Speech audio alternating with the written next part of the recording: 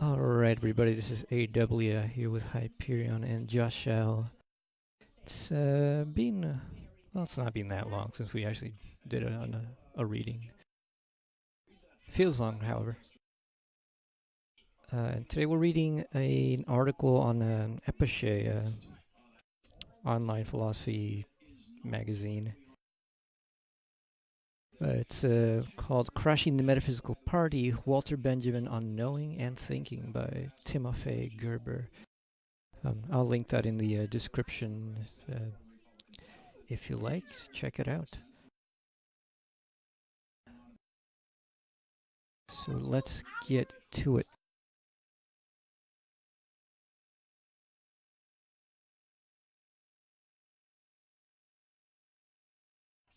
At the end of the day, metaphysics deals with last questions. Metaphysical knowledge therefore lies in the possession of the last answers whose validity lasts till the end of days. The condition that such last answers could reveal would necessarily precede their possession, or, in other words, they would reveal an order of things that is independent of our knowledge of them. So why ask in the first place? Truth, you might say, is a value in itself, true. But would its cognition not also interfere with our order of things, our goals and hopes, our lifestyle? Metaphysical truth in its possibility always comes with a command that we align to it, should it ever be revealed to us. Like in the famous joke with the Inuit and the priest, the revelation of truth changes our own metaphysical status. This means that the desire to possess metaphysical knowledge essentially strives for a congruence with the political and the metaphysical order. This impulse, one might say, is utopian in its best sense, but we also cannot help but see how problematic it is. Under such signs, philosophy, that has basically professionalized this quest, potentially becomes a suppressive force, claiming exclusivity and propagating the form of rule that comes with the true order of things, and which most likely puts those that possess it on top of the food chain with an eternal claim for legitimacy. That's basically the sour taste that sometimes accompanies the reading of Plato.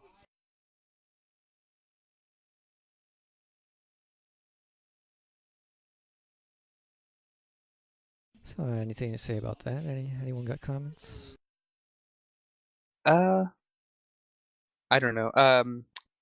I know the famous Inuit and the priest joke, but Well, like it's legitimate, huh? what's the joke? Oh, an Inuit's asking a priest, like they're talking, and he says, "Okay, so if I didn't know God and I had no way of knowing that your God exists because I've never heard of it, would I go to hell? It seems unfair." And the priest replies, "No, you wouldn't know if you wouldn't know. Obviously, God wouldn't expect you to know of him if you couldn't accept him. You know, you didn't know him, so why would you go to hell?" He's like, "Yeah, I know. So why did you tell me about him?" Yeah, It's that's pretty good. good. I mean, it's logical too. Anyway, about this, I'm trying to figure out what he means by the sour taste that comes with accompanying the reading of Plato with Plato. Uh, I think he's just talking about the taste of elitism that comes from Plato. oh, Oh okay. yeah, that the philosophers like know the truth, and that we have to align to the truth, and the philosopher Hmm. becomes the despot in a way. Yeah. Yeah, I suppose so. I don't know. Maybe I am elitist in that sense then, because I think we should strive for the true and the good. I mean, Plato himself doesn't lay out what that is exactly.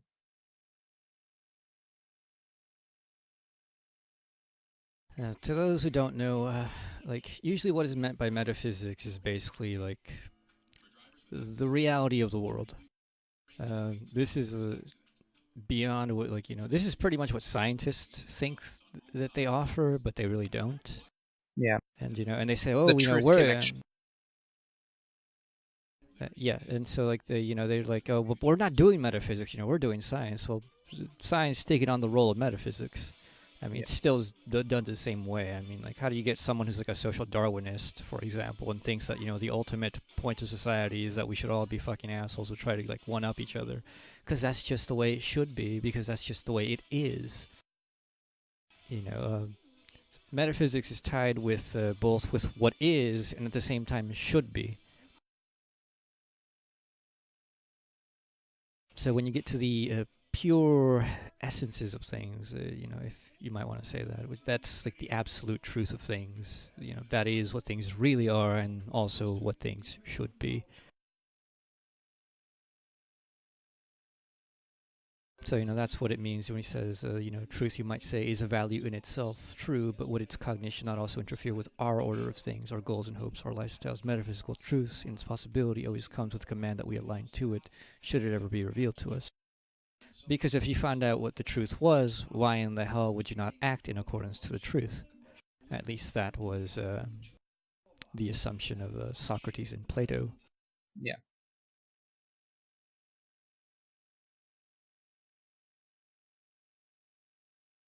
To bring that Yeah. down to earth in a way, it's like, if you find out that your lover truly doesn't love you, then why would you keep acting as if they did? Precisely. Hmm. Does this get into Plato's whole thing about, those who know the good will act in accordance of the good? I don't know, because I never fully read this, but it's not that long, so it's mostly about aesthetics and knowledge. Okay. So continuing, this is not a call for anti-intellectualism, nor a requiem for philosophy. It is rather a potential to revisit the desires and goals of philosophy, to which Walter Benjamin offers a fruitful impulse when he says in the introduction to his Origin of the German Tragic Drama that, quote, knowledge is possession. I don't know how to say that in German. Erkenntnis ist Ernaben. And underlines that therefore, quote, the object of knowledge is not identical with the truth, end quote. We can see that Benjamin does not turn away from truth, but at the same time, he proposes a different conception from the one I've sketched above. In the end of the book, he will criticize, quote, pure curiosity which is aimed at mere knowledge with a proud isolation of man, end quote, and connects it with, quote, magical knowledge, end quote, that, quote, threatens the adept with isolation and spiritual death, end quote.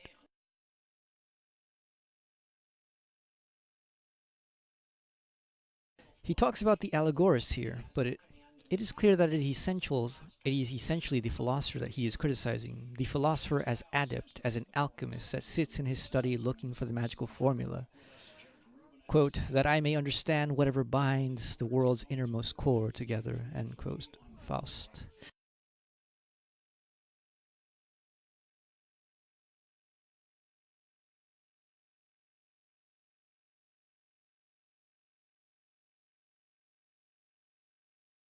So, not something too far off from what people think philosophers do, and as a matter of fact, not far off from how many philosophers see themselves. Yeah. If not most, I think.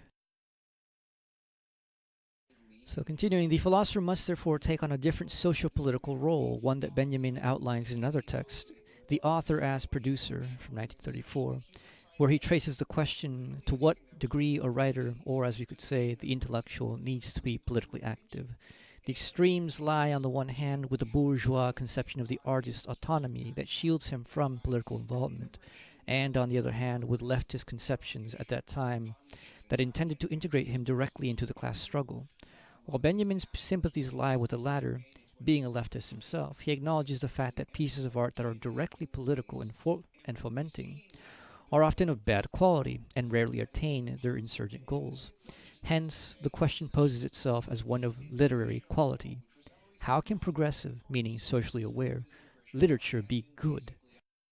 But what is implied here is something else, namely the question of how thought can be socially relevant and influential, how philosophy can step down from its pedestal of academia without losing depth and quality.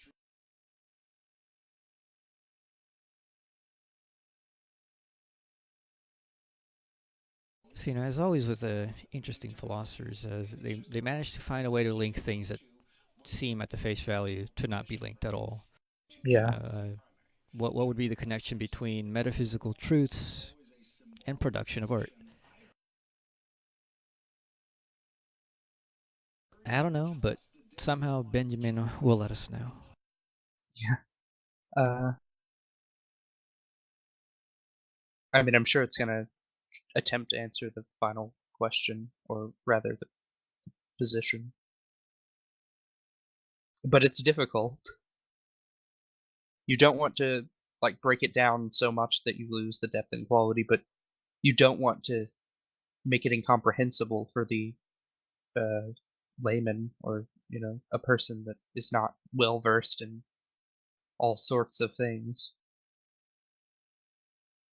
That's the goal, and that's why I think the best of Hollywood films are those that appeal to like a wide audience, but are also appealing to people well versed in cinema, for example. Cool, cool. How can I mean, interesting thing here, of course, is that at least from the metaphysical standpoint, like it seems that if this connection is going to be made, Benjamin wants to, and he's going to make it clear in the article, that Benjamin wants to bridge that gap from the metaphysical knowledge, the philosophical knowledge, to practical, active. Yeah, that's why like the bridge people, like in politics, Bernie Sanders. I mean, he opens up the dialogue for socialism again or whatever. Brings people closer to acceptance of such a system, or at least moving towards something more free or progressive. And Zizek, of course, being the clown of philosophy, brings people into philosophy, makes it fun. So that's good. People like that are necessary.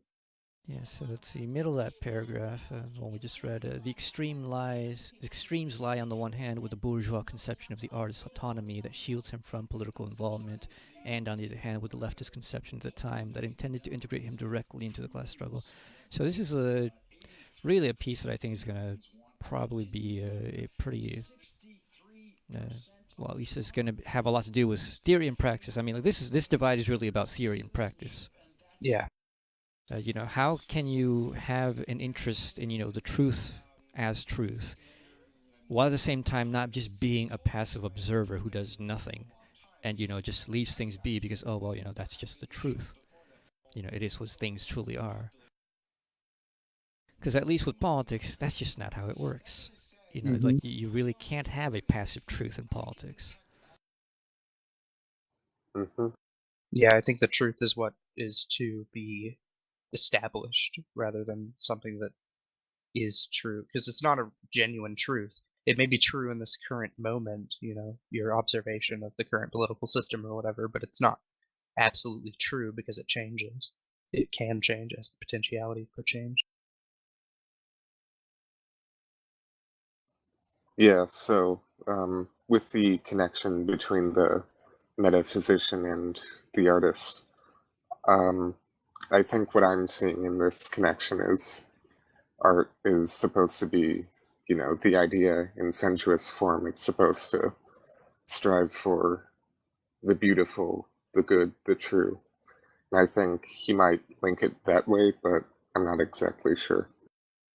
Yeah, keep that in mind. I mean, like we've been reading Hegel's Aesthetics. We got through the 100-page introduction, and so it's interesting to compare, like what Benjamin will say, and I think Benjamin does have Hegel in mind as one of those bourgeois uh, theoreticians of art. Mm.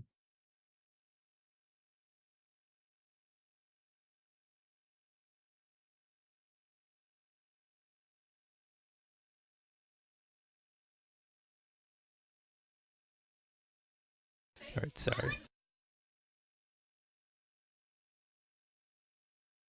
Can you read for a paragraph? Yeah, sure. Know thy means of production. Instead of giving in to the above conundrum that poses like an exclusive choice, either you write good books or you are a politically active writer. Benjamin says that it's only as long as we understand the political tendency in a wrong way that we will end up with crappy writing. Instead, he says, this literary tendency, which is implicitly or explicitly included in every correct political tendency, this and nothing else makes up the quality of a work.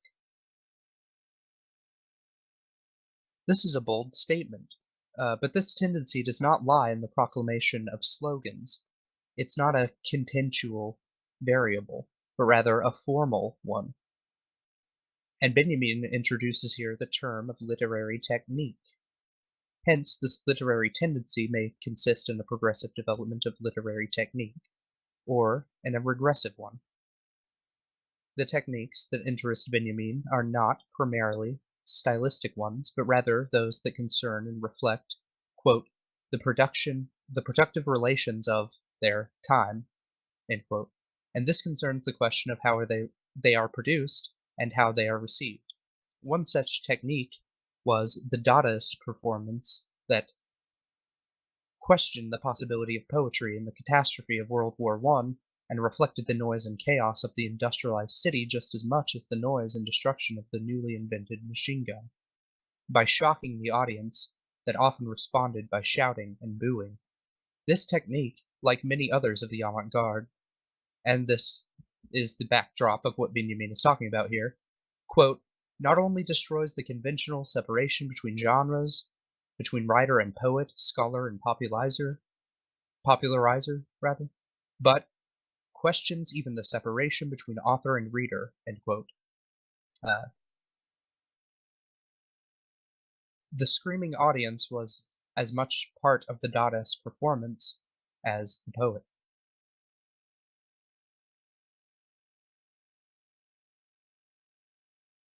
So, I mean, this is interesting stuff. The split between content and form is interesting.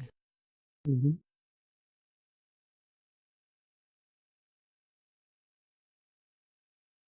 Although, I mean, I Yeah. don't quite understand what he means, when he says, Benjamin says that it's only as long as we understand the political tendency in a wrong way that we will end up with crappy writing. This literary tendency, which is implicitly or explicitly included in every correct political tendency, this and nothing else makes up the quality of a work.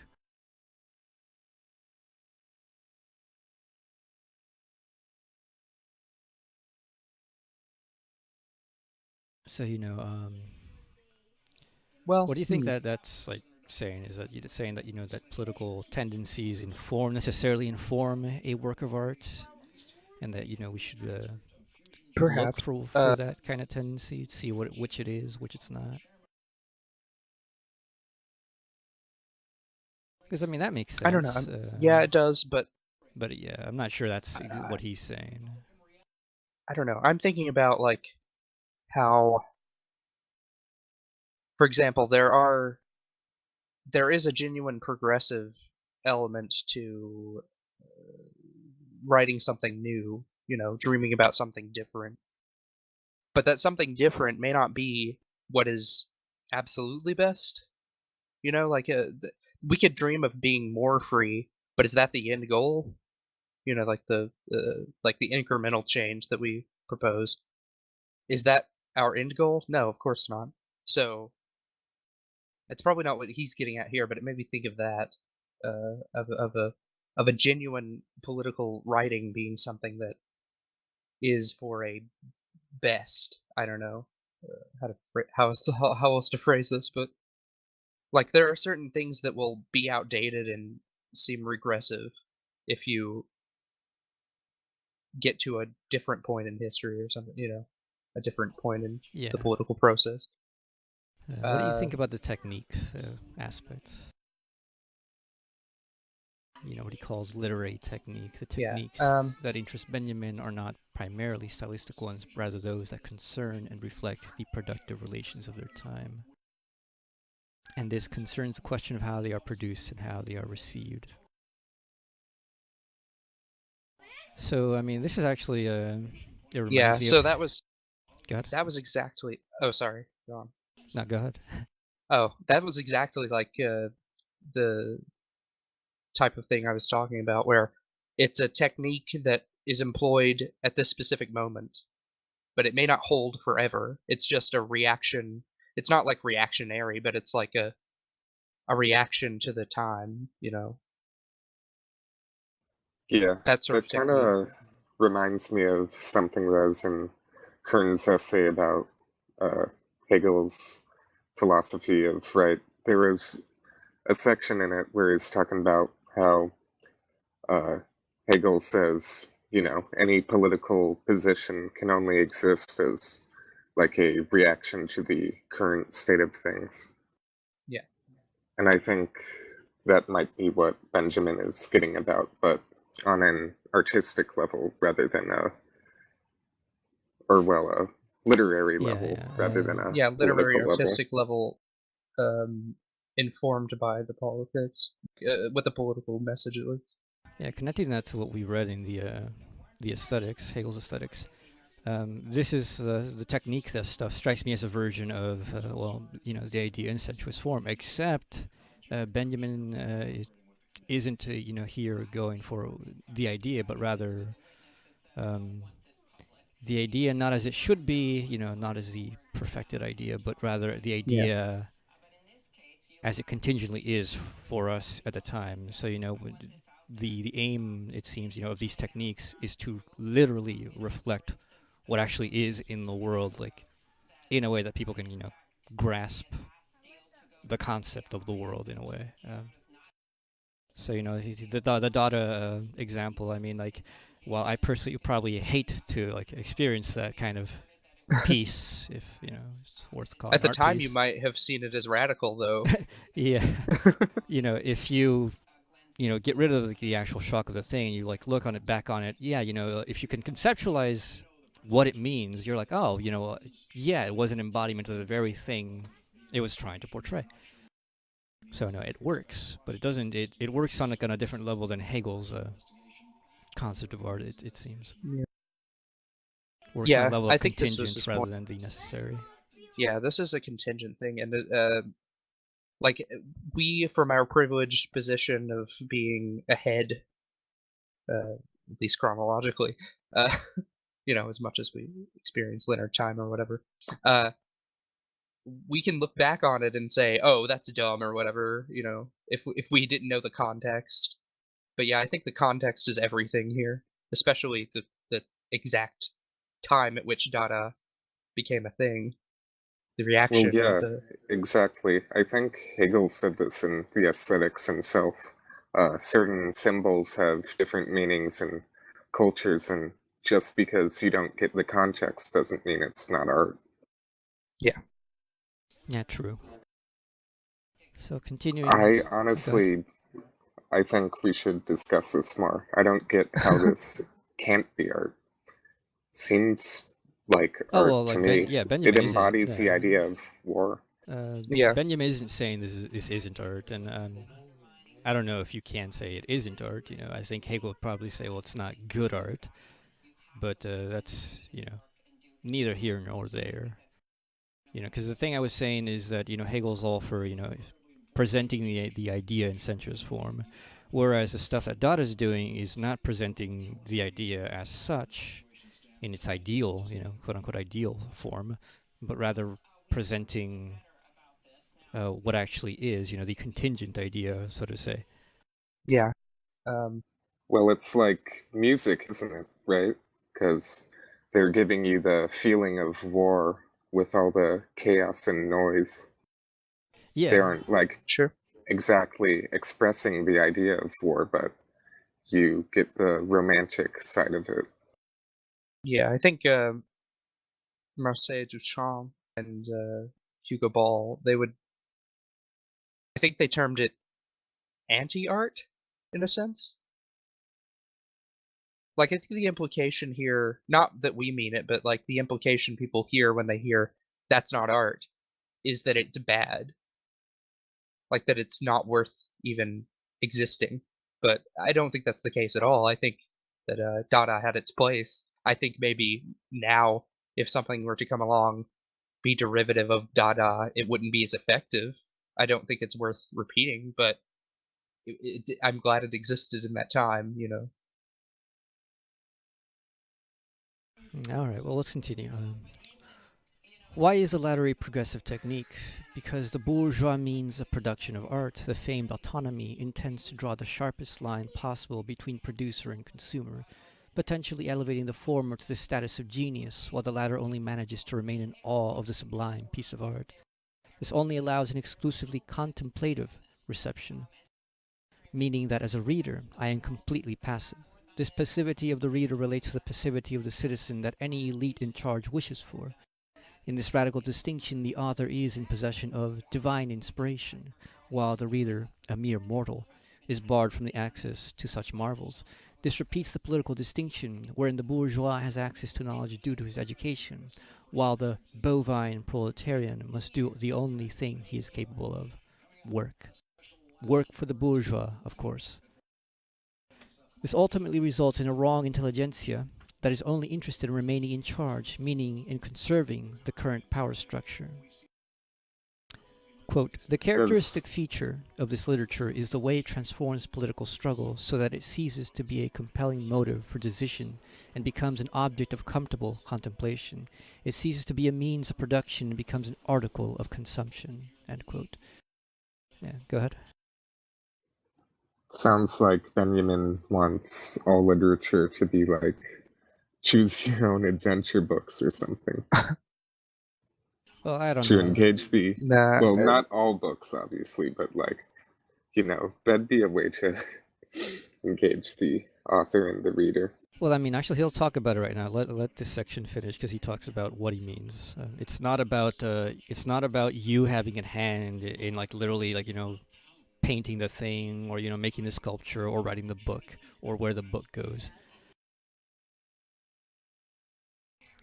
Continuing, essentially, what all that amounts to is the categorical differentiation of knowledge and action, where the intellectual as possessor of knowledge and the know-how is free from political action. That is, it is autonomy. While the proletarian is legitimately excluded from possessing the means of production.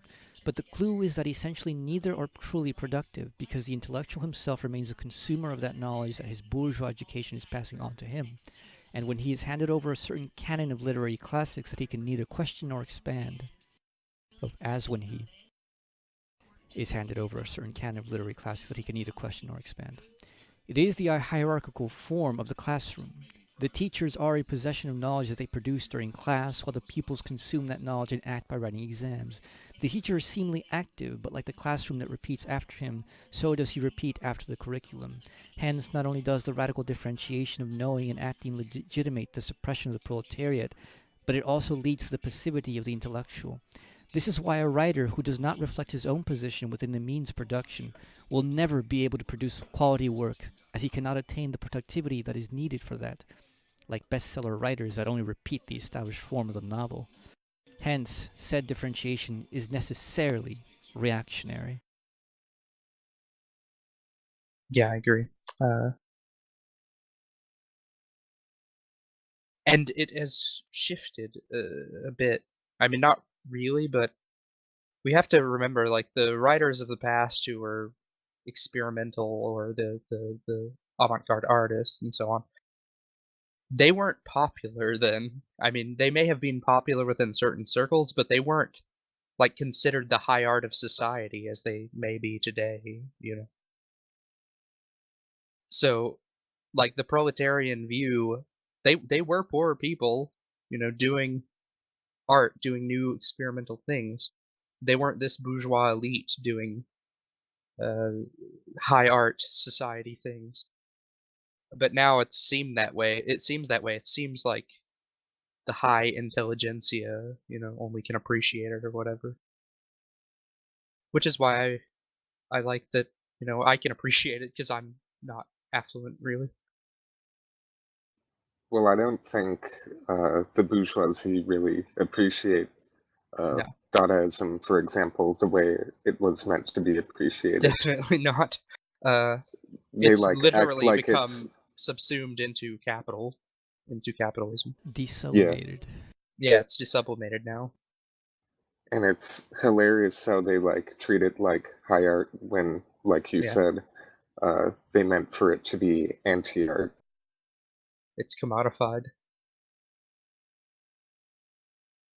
So, I mean, to summarize that whole, like, two paragraphs, the basic thing is reconnecting it back to the whole problem of, metaphysics and knowledge, and that, I mean, I think it's actually it's kind of a Hegelian problematization of something that just seems kind of obvious to us. Yeah, An dialectical artist makes art. I'm not the artist, therefore I don't make art. I get no inspiration and I have no skills. I can't make shit, even if I wanted to. So I just have to wait for the artist, to have their inspiration moment to be, let their genius flow and make a piece of art, and all I can do is, consume it. I can just contemplate it. Yeah. I can't even contemplate it actively such that I can interpret it. No, it must be interpreted for me. The artist tells me what it means. Yeah. And that's the passivity, like, it seems that Benjamin's against. That if we're somehow against the passivity of knowledge, as we should be, the whole criticism of school is not a rare criticism nowadays. I mean, anybody who's even like just barely aware of pedagogy like knows that there's just like huge problems with the whole educational system modernity. But nonetheless, if that's a problem, then this whole division between artists and consumers should be a problem too, according to what I'm seeing, what Benjamin say. Yeah. So basically, the teacher passes on the knowledge that they know, and nothing new is learned through the classroom because it's like this is the set of stringent knowledge you will learn, and the students just learn that, so they are learned stupid. They're taught stupid in the sense that they're not taught to expand the canon, as it says, or expand their knowledge outside of it, introduce anything new into it. That kind of thing, I know, at least in America, at least where I lived, there were, there are, there is a tendency towards neutering the adventurous mind, I guess. I don't know. I had a way of putting it, but I haven't slept very well, so. But yeah, I tried to like learn new things and introduce those into my writings in school, and I was basically told, just do the work as it is presented. Just do what we expect of you. Yeah, so what I'm getting from this, Benjamin, of course, is saying that we shouldn't have this passivity of knowledge.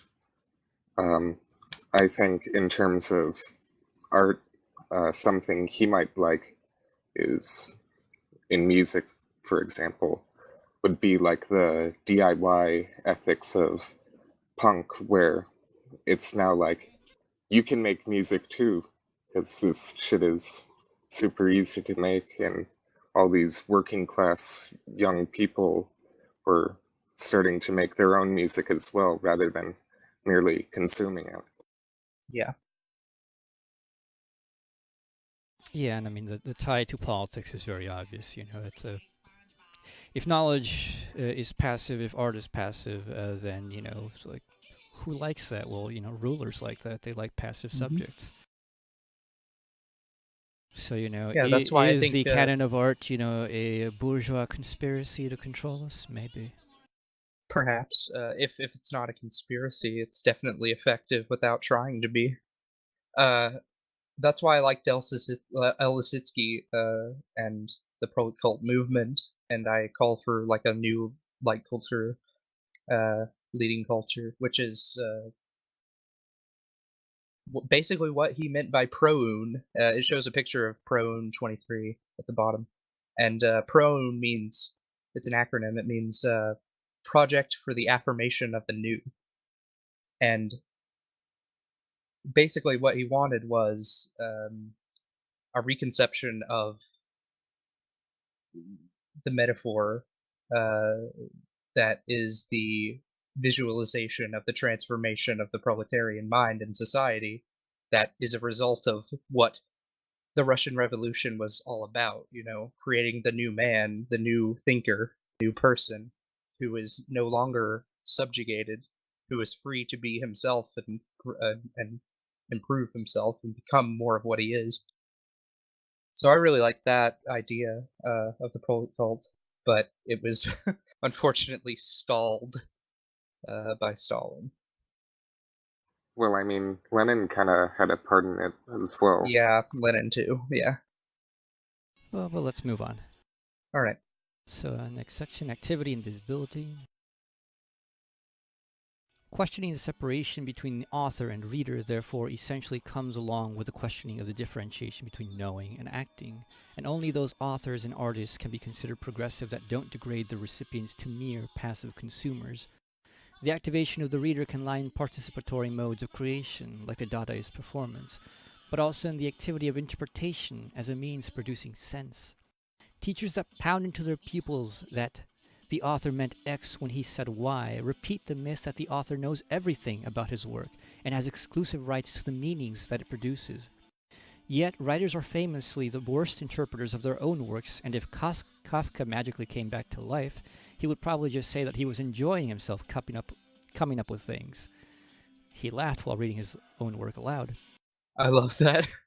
Interpretation, rather, is a productive relation to a given work of art that enriches it and is just as much the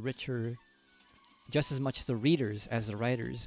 It is a collaborative exercise, and people who call interpretations random are exactly the victims of a mode of teaching that has debased them to pure consumers of education. That was a pretty good Yeah, paragraph. I want to agree.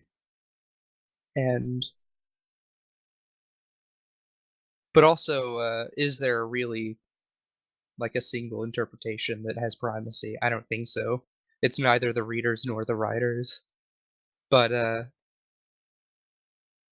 yeah, I mean, I understand why. Like having read Kafka, I understand why he would have laughed at writing while writing his works.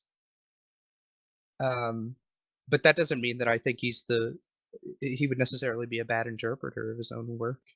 It's just that others interpret it, and it's perhaps more meaningful to the reader than it was to him.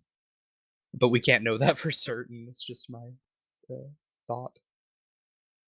Well, no, I agree. Like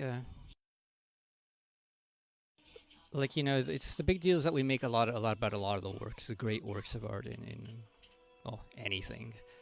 When you Yeah, read like what Hegel says about the pyramids, did you think the Egyptians actually thought that's what they meant? Probably not. probably not, but who knows? But does it matter? I don't think so Not because particularly. the whole thing is about a relationship here. But so I mean, I get what he's saying there, and actually I agree because I think there are plenty of artists who make things that are really great who have no idea just how much people can draw out of it. They just do Yeah, it, and they kind of like have some intuitive sense of what they want to do, and they put it together. And sometimes they do it really well, and you can draw an immense amount from quite little. yeah. I think the greatest works probably are those that promote thought in that way, that promote the reader or the experiencer to go beyond the work itself. But if you don't have something that does that, it doesn't mean it's bad necessarily. It can be just enjoyed for what it is. Yeah. So continuing, what Benjamin fights against here is not only the invisibility of the proletariat in bourgeois society, but of human beings in general that consumer society strives for, with the exclusive visibility of the products of capital that is framed by brands that stabilize and define their sales value. You know what you're getting when you buy Apple, just as much as you know what you're getting when you buy a novel by Stephen King. Writers and intellectuals become brands themselves, established by self-promotion and sales figures. For Benjamin, a primary counterexample is Bertolt Brecht, who, quote, opposes the dramatic laboratory of the finished work of art. He goes back in a new way to the theater's greatest and most ancient opportunity, the opportunity to expose the present. At the center of his experiment stands man, the man of today, a reduced man, therefore a man kept on ice in a cold world. End quote. With reference to the Gesamtkunstwerk, he directly attacks the Wagnerian romantic conception of art that, as the translation correctly indicates, is finished and hence only needs to be consumed. Yeah, Gesamtkunstwerk means total work of art. Without any of its pieces, it would be incomplete. It's a total work. Wagner is the one who, I don't know if it was applied to him or if he coined it himself. I don't think he did, but yeah, it's usually applied to his Die Nibelungenlied. As a total work of art that just needs to be consumed. And Brecht famously hated Wagner. All right, did not know that. Let's continue. Brecht, with his famous alienation effect, opposed the theater of illusion, where the spectator only follows the story and hence only needs to follow, where he is grappled by the suspense and hence only needs to be impressed. Brecht kept the spectators permanently aware that they were watching a play of their own position within the whole construct, which was not given to them but which they had to decide upon. Unlike the consumer, Brecht's spectator remains visible and active. Writers and directors always know how to lure the spectator and reader to sympathize with certain characters and outcomes. The slightest ambivalence about the depicted order of things, about how we are to interpret certain events, how we are to value them, is a potential for activity, a necessary but not sufficient condition. Quote, "The outcome is this. Events are not changeable at their climax, not through virtue and resolve, but only in their strictly ordinary habitual course, through reason and practice. It sets out not so much to fill the audience with feelings, albeit possibly feelings of revolt, as to alienate the audience in a lasting manner, through thought, from the conditions in which it lives. Let me remark, by the way, that there is no better starting point for thought than laughter. Speaking more precisely, spasms of the diaphragm generally offer better chances of thought than spasms of the soul. Chances for thought than spasms of the soul." End quote.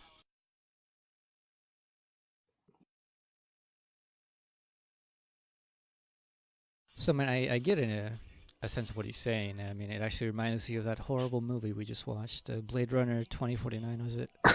In which Yeah. it does feel like, I mean, like, and I think, we can agree, all of us here, that movies that just beat you over the head with, like, look, this is what's happening. This is what you ought to be feeling.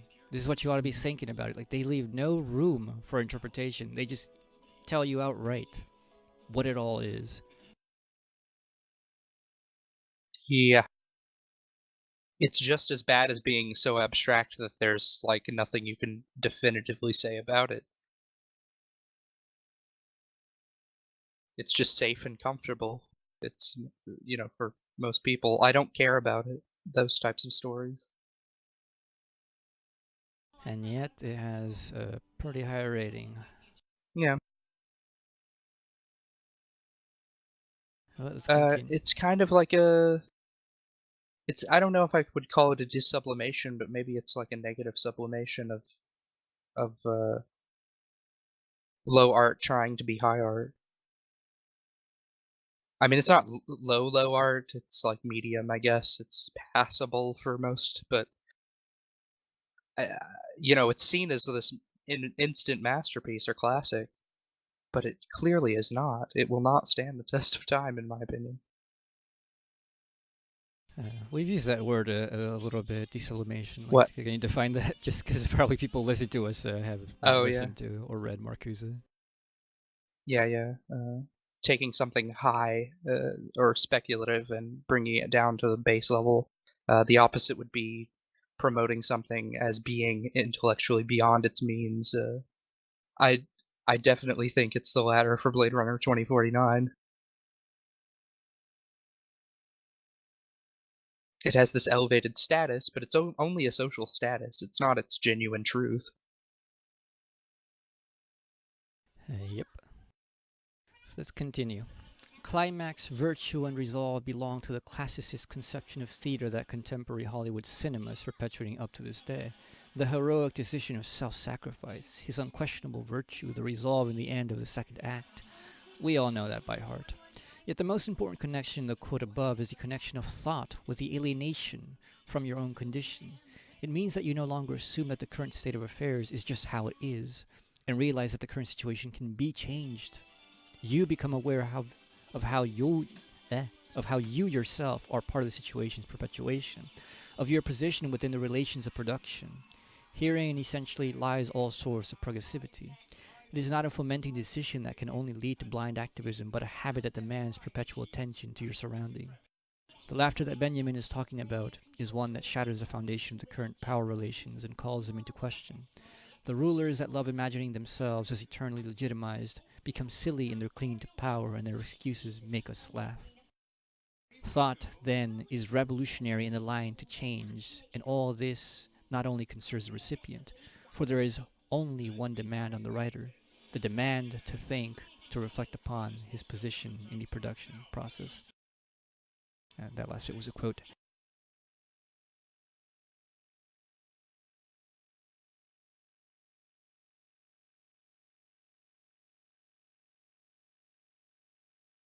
So going up to that quote in the middle there, the Okay. outcome is this.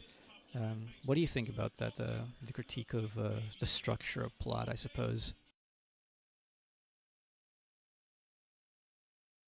The outcome is this: events are not changeable at their climax, not through virtue and resolve, but only in their strictly ordinary habitual course.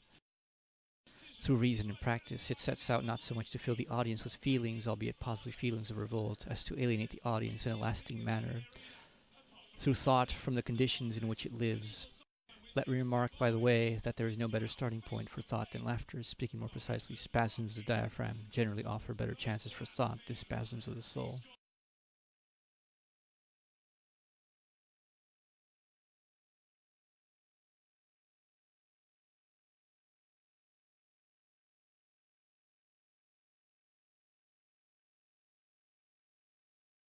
Oh, okay. I had to scroll up to see where you were reading from.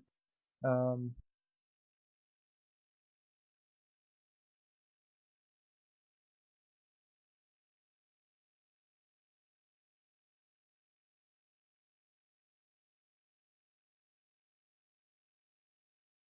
I mean, what is that I don't know. attacking? Is it attacking just like this this false view which like films give us, in which like they try to portray life as this structured story of plot, the usual, Perhaps. talking about the climax, everything, events, the outcome is this: events are not changeable at their climax. Mhm.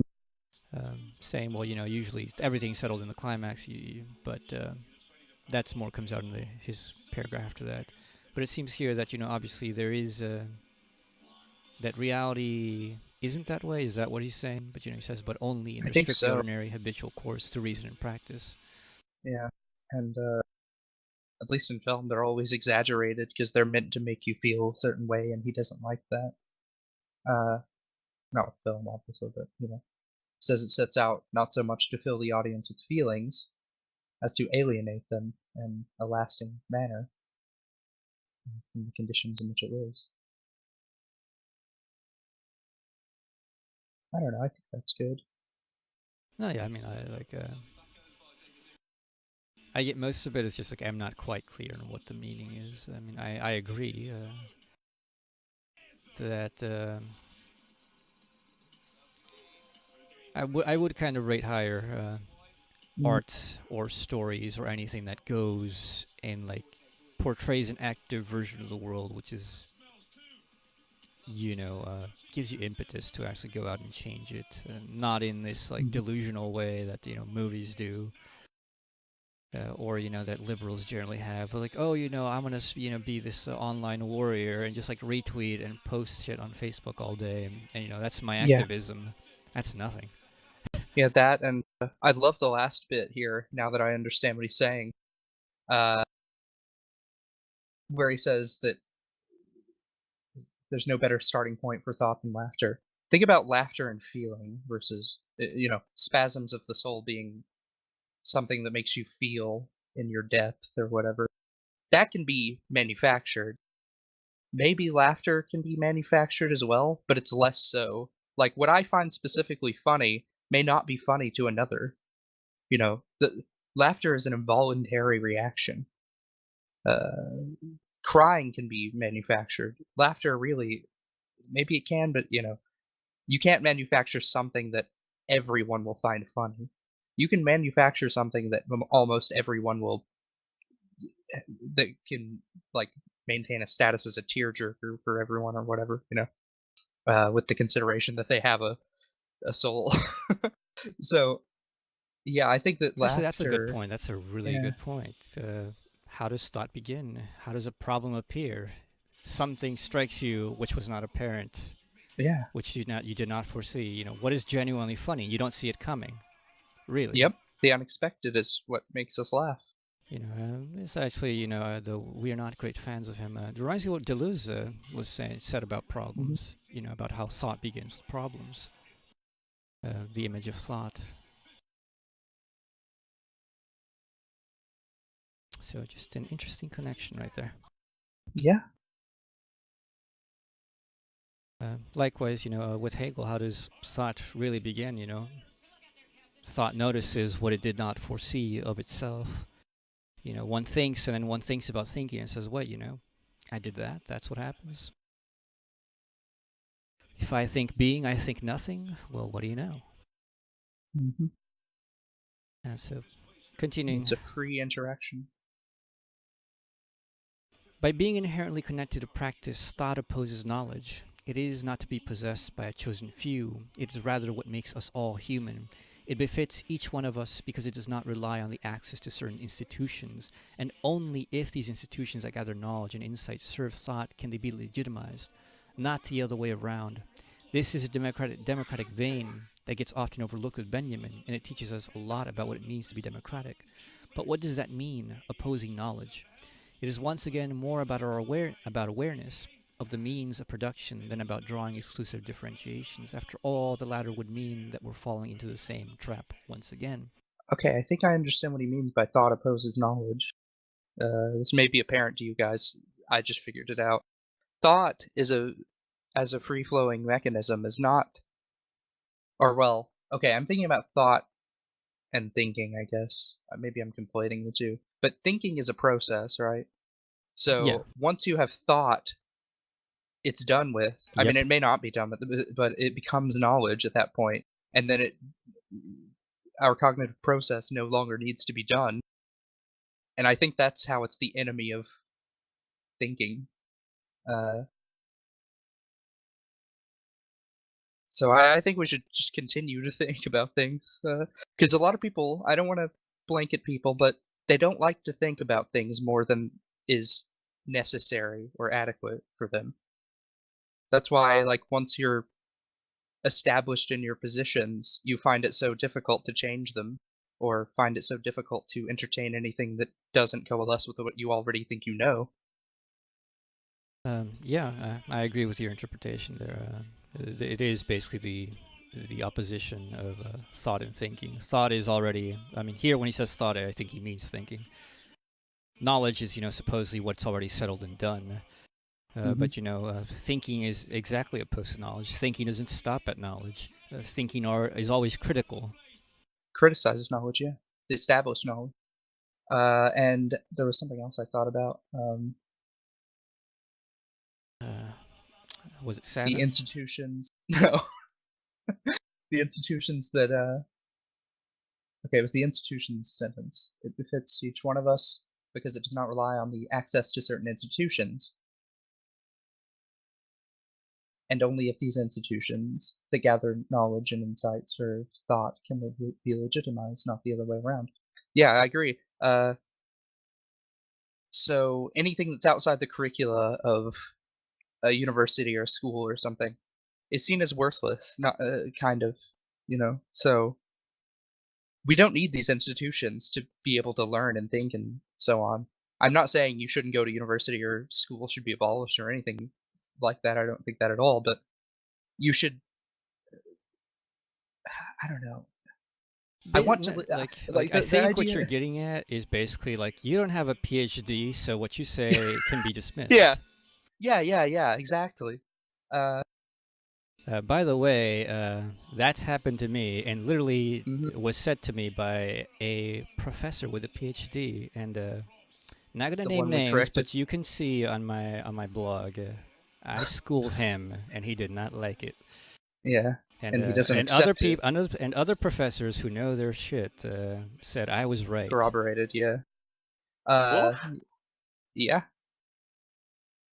you Crazy received the wolf. highest grade We're necessary. reading some stuff, guys. So Okay. Forgive the Okay. interruption. Okay, so okay, I don't want to like bring this into communism, but maybe I should. I think he would. That's what he would mean by a communism. That that it would open up the possibility for thought to develop rather than be strictly like the institutions should serve the interest of the individual rather than the other way around, the individual having to conform to the institution's will or Yeah, whim. that's. I think anybody who gets to know about this stuff comes to the conclusion, like, obviously the rational point is that these should be simply enablers, not preachers of truth. They should enable the possibility of thinking. That's it. This whole everything's institutionalized now. We have a canon of philosophy. We have a canon of science, and things seem A settled. shitty canon of literature. Yeah, a canon of everything. Everything's that you're supposed to think these things are good. You're supposed to accept these things as quality.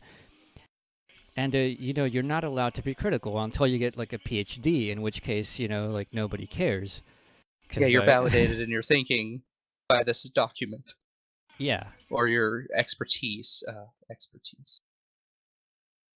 But prior to that, like once you have a PhD, like you're kind of free, and like if you're teaching, like postgrads, like you can teach whatever. But below that, it's often very rare that people don't get to teach what they generally want as the way they want. You're not allowed, even if you are someone with a PhD and you are critical, you are not generally allowed to teach outside the general curriculum, which is sad and disgusting, but that's the state of things. All right, what's the democratic part? Is it like? Oh, that everybody can think. I'm thinking about it multiple ways. Well, yeah. I think it's meant in that everybody can think. All humans who are, generally functioning have thinking. Ilienkov says that, remember that he says, anybody who has like even a functioning brain, can think. It's not some gift of the gods to, a specific set of individuals, destined to be philosophers. I think everybody has the ability to think, but obviously not everybody utilizes that ability effectively. And according to Ilienkov, it's not really their fault. They were taught to think a certain way. So, or they were taught not to think a certain way, I guess. Yeah. Well, let's continue. All right.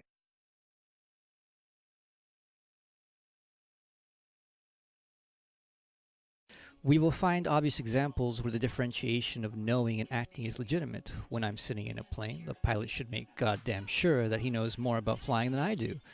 And in a way, I am in his power during the flight, which is generally a good thing, for I don't want him to lose control during a storm. Certainly we are in the hands of specialists a lot of times during the day, doctors, conductors, electricians, whatnot.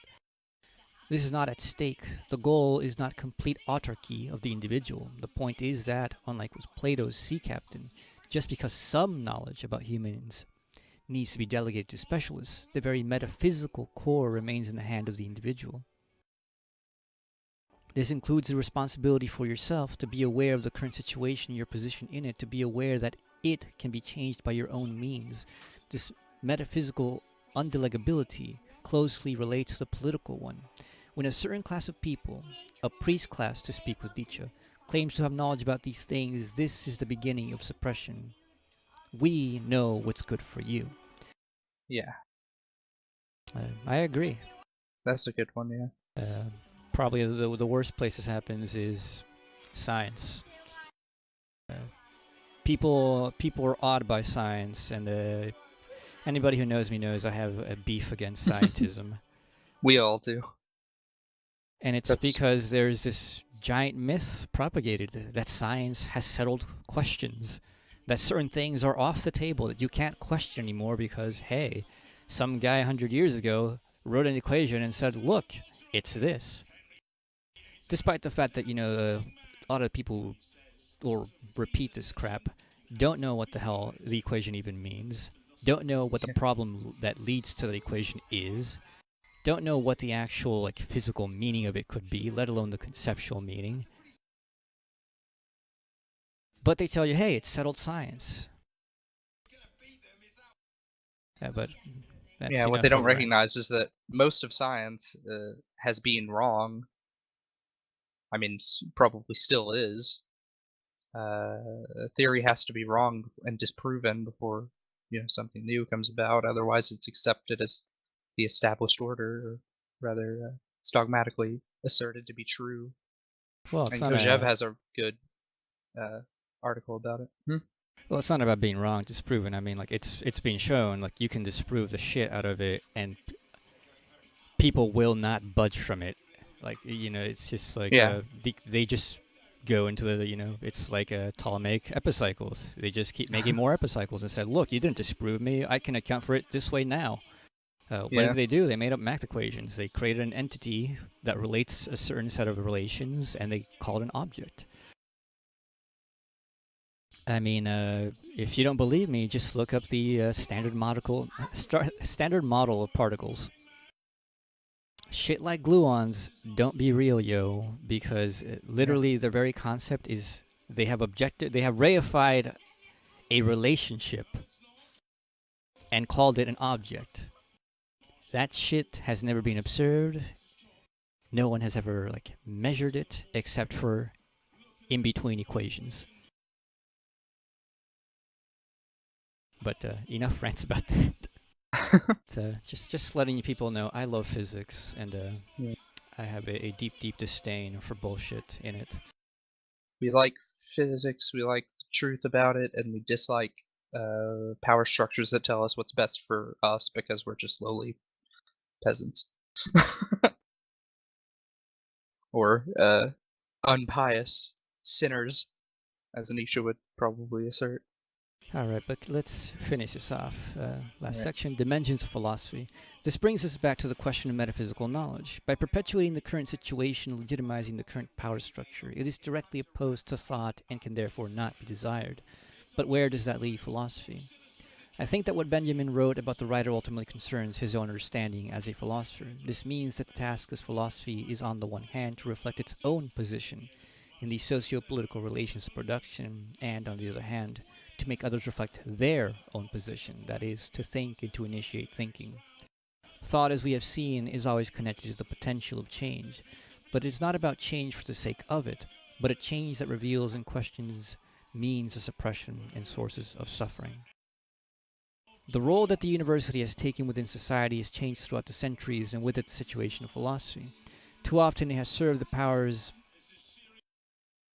the university has depended on and legitimized its rulers. Sometimes outsiders had to correct this tendency. Spinoza, Kierkegaard, Nietzsche. The university has always been a fortress of knowledge, and there's nothing wrong about that. The question is, whom is that knowledge serving? Is it exclusive? What is its relation to thought? Philosophers should not be the passive recipients of a given canon, or they themselves remain consumers. They should not serve its knowledge should serve them. This marks at the same time the necessity of it, for, like the pilot, the philosopher ought to know what he is doing. But at the same time, unlike the pilot, it is not on him to bring his passengers safely to their destination, meaning that philosophers should not act like the gatekeepers to the last answers, but rather like participants in a universal deliberation through thought. That was wonderful. I totally and wholeheartedly agree. Yeah, I agree, and Yeah. I see the point. I see how he related the whole thing about art, and I agree. Yeah. People always complain to me, Hyperion, this album or this book is amazing. Why did you give it such a low score? And I'm like, well, it's not in my personal canon. I have my own canon. I don't accept just the established canon. I look at the whole of music or the whole of literature or film and decide which ones I like the best, not what I'm supposed to like, what I ought to like. Mm-hmm. So I let the art or the pieces of interesting material serve me rather than serve them by giving them an exalted status or maintaining their exalted status within. I mean, perhaps even I'm more critical of things that are told that I'm told are like the best of the best, or the most popular. So yeah, comparing this to Hegel's aesthetics, so the stuff that he said about interpretation, I think, is actually important. And I'm interested in what Hegel might say in the aesthetics, because that's far off from where we are at. We only got the general view of his aesthetic theory, but nonetheless, it seems to me like there is a possibility, seems pretty good possibility, that Hegel would be open to this interpretative relation. I mean, he talks about how art just can't be obvious. The whole point of art is it represents something. It means something, therefore it causes thinking. You can't just take the image as it is. You have to connect it with a concept, and you have to be aware of why that connection is there, why it is immanent, why it manifests in the way it does in the art piece. So, whether Hegel could be attacked for this passivity, this theory of passivity with art. Superficially, it seems yes. I think though there is definitely room to think that Hegel could probably overcome it, even if he himself did not overcome his logic. Seems to make it possible to overcome that. Yeah, we should treat it as a thinking, not a knowledge. Well, yeah, Hegel has given us the tools to surpass him. Yeah. Aside from that, what else was it I had?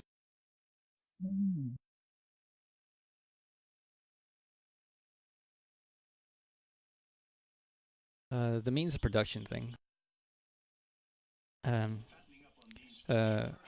He probably meant it, and I think it's very clever that he actually did. Benjamin and Timofey Gerber. That these means of production stuff is both it's not really in the literal sense of you are a worker working in a factory, these are means of production, but literally these are the means of intellectual production, which is literally thinking. The means of intellectual production is thinking. The capacities of thinking is how knowledge is produced. So so allowing people to reflect their position within the means of production is to allow them to reflect on their position as a producer of knowledge, as a thinker. So anything that brings a person into that mode is good. And if art can do that, that's great. If philosophy can do that, that's great. And I agree with that. I'd completely agree with it. I don't really like philosophers or anything really that just just smacks you in the face. It's like, look, this is what it is. There are some. It's actually very rare to have like genuine philosophers like do this. They always actually give you a thought process to follow. They don't just tell you.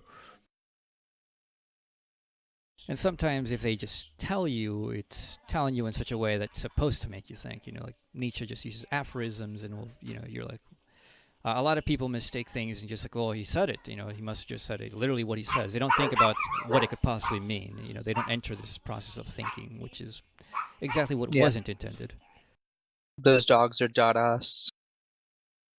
Yes, they definitely represent. They're representing my position in the means of production of this household. They're displaying an auditory version of the chaos of war. I think, again, with that art piece about the whole aspect of the connection between the audience and the artist it's definitely interesting. I know you want to analyze it in terms of video games. Yeah, actually, I was reading this, and it made me think about part of the question of like, are video games art? Can you have an interactive art like that? Oh yeah. And actually, finishing this piece, it changes the question a lot, and I would say no. They, this actually makes me lean towards no, not because of Dada, but because of it's a whole different thing. Yeah.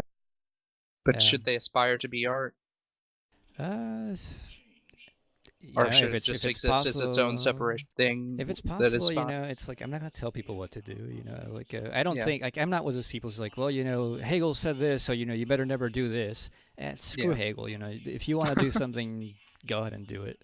You want to be like Deleuze and just say like, fuck it, I'll just come up with my own thing. Go ahead, fine, that's fine. It's good. Saying fuck you to the past is one of the ways we move forward. Yeah. Yeah. I don't know. What I'm thinking with the whole video games and art problem is, obviously, like, let's take a game that's story-driven.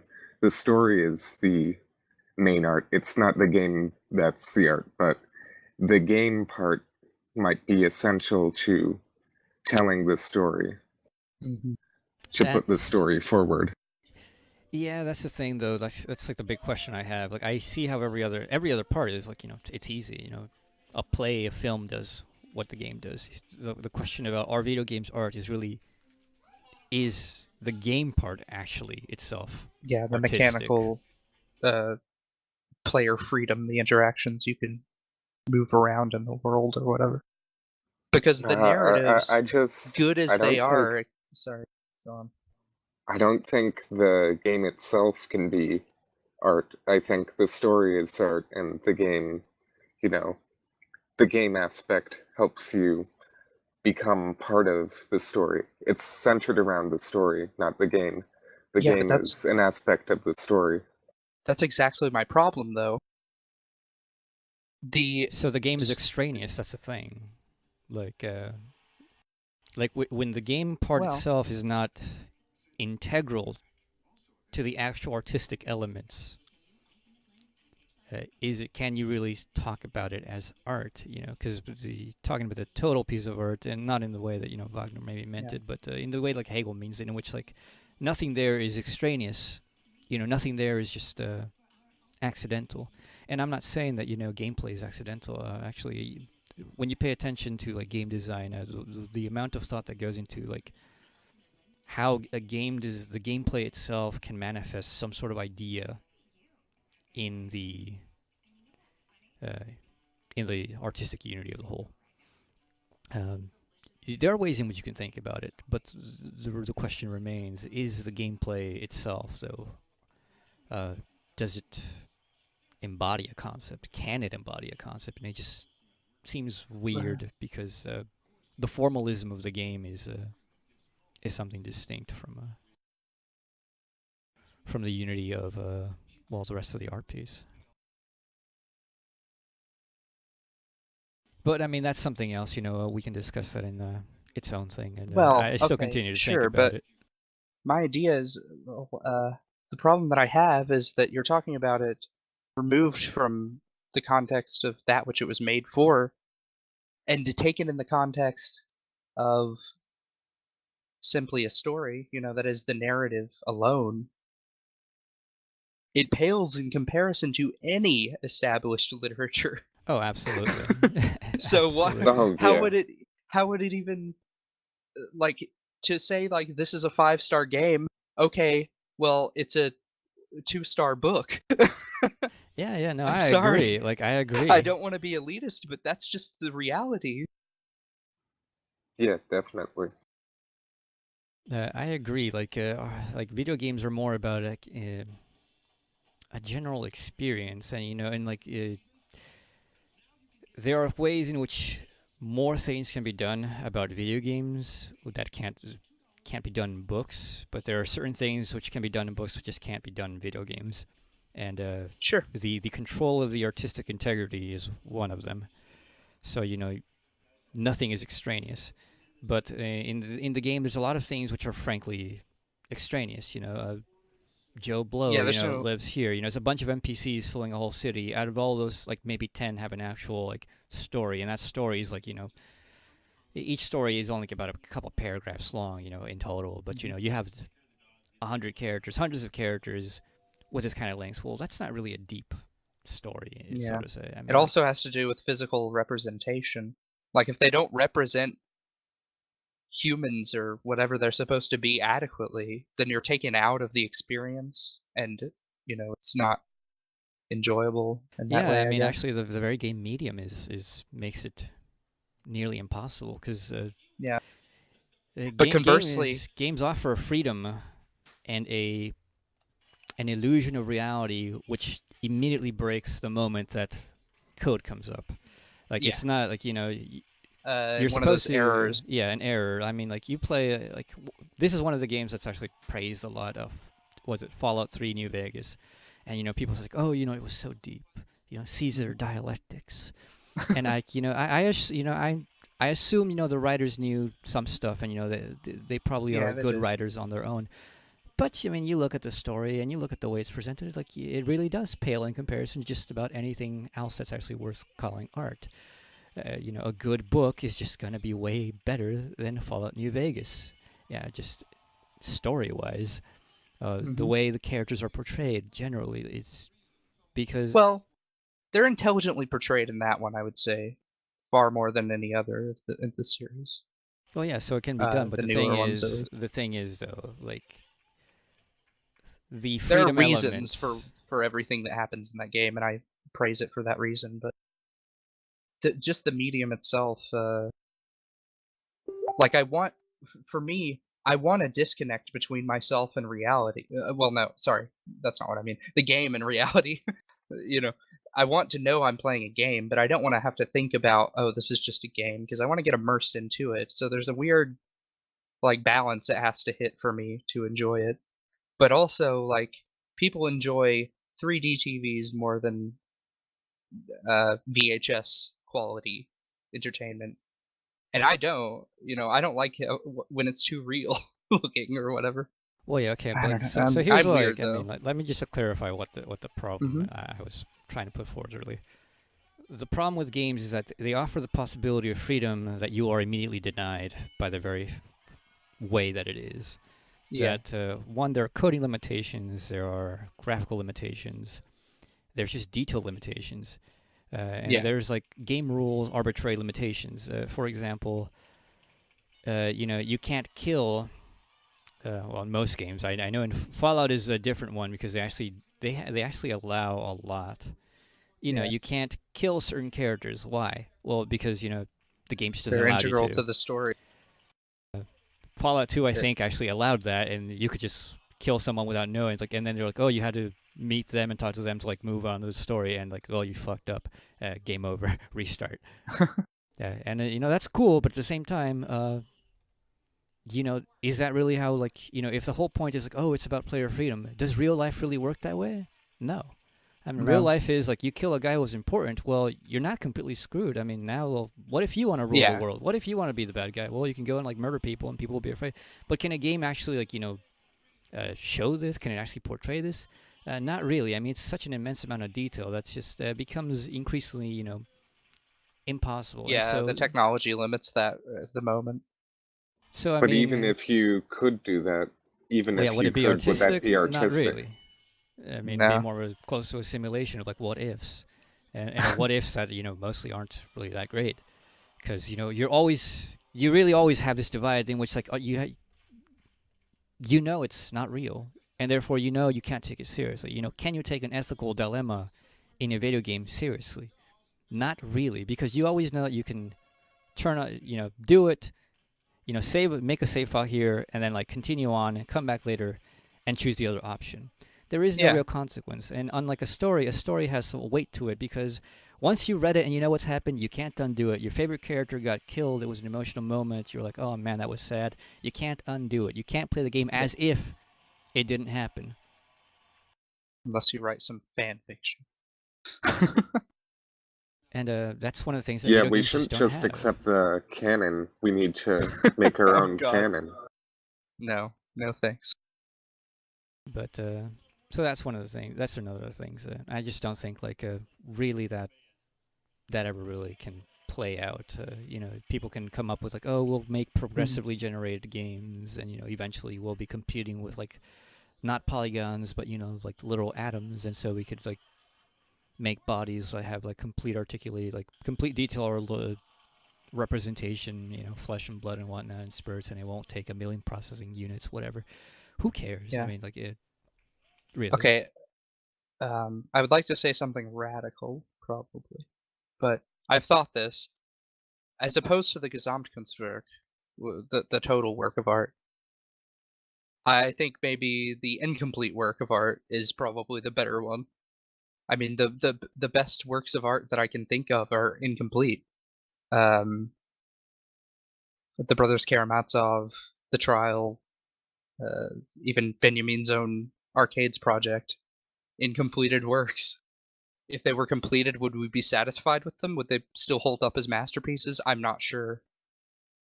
Yeah, I think like with incompleted works, we have like what Benjamin was describing.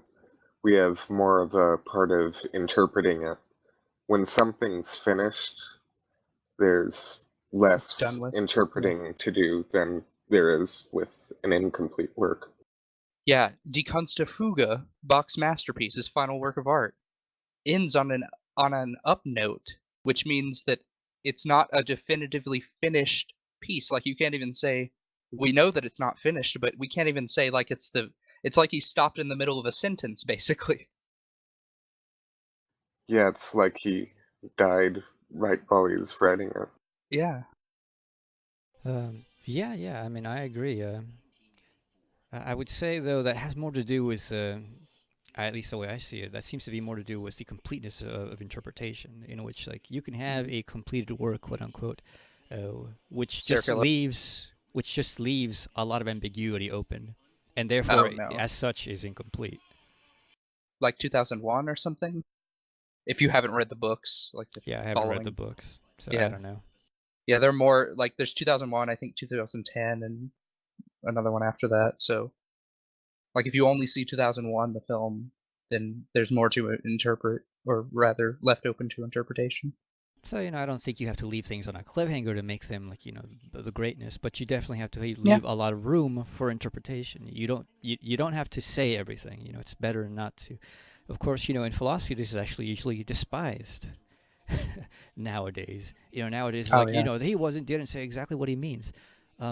Sometimes not saying things says a hell of a lot more. Believe me, with Hegel says already so much, and yet all that he could say, he did not say.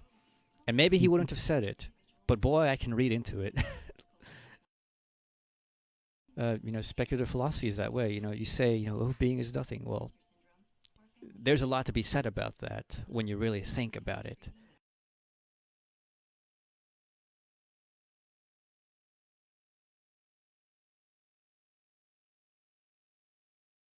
Yeah. The journey goes on, and that's good.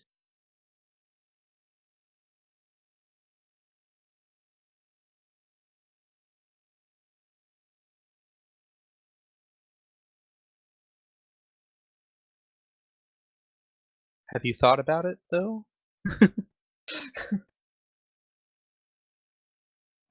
And most of Marx's work, anyways, was incomplete. Das Kapital was incomplete. His early writings were not published, they weren't finished.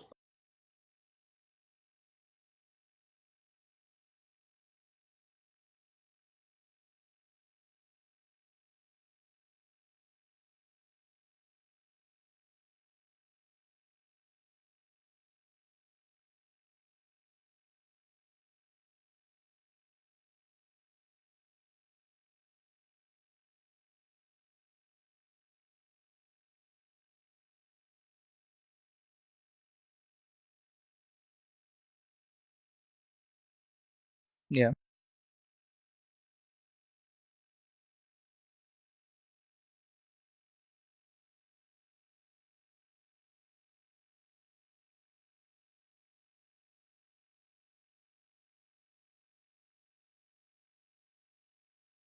Yeah, even the things I dislike, I enjoy experiencing them just because I want to be able to think about them or criticize them or whatever. It's fun. So, right, a really good piece. Yeah, I thought it I was enjoyed wonderful. it. Yeah, very well written, very informative. I definitely learned a bit. Good Goethe reference. good references to the Dadists. So, right, to finish this off. Nice art in the middle of the prone.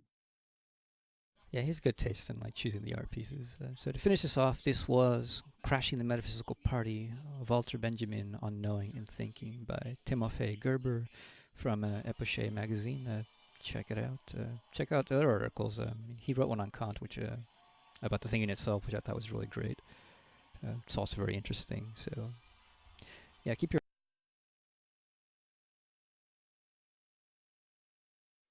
Farewell.